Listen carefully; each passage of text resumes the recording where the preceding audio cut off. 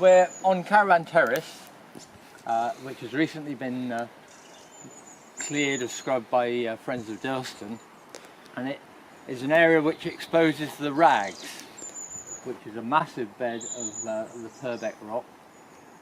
And the reason it's exposed is that when George Burt built the estate, he created a whole infrastructure for his housing development.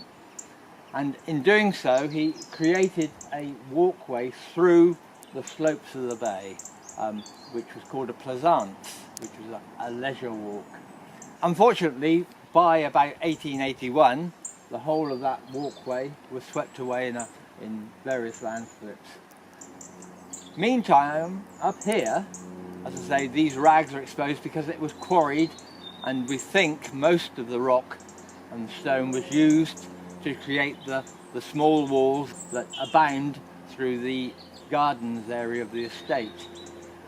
It's also thought that some possibly could have been used in the castle when that was being built, probably in the 1886-87. It's called Caravan Terrace because before the park was created, the castle had caravans here which were let out on the terrace. Okay, this bridge was built by George Burt at the end of the plaisance, made of local stone, apart from the plaque, which is granite.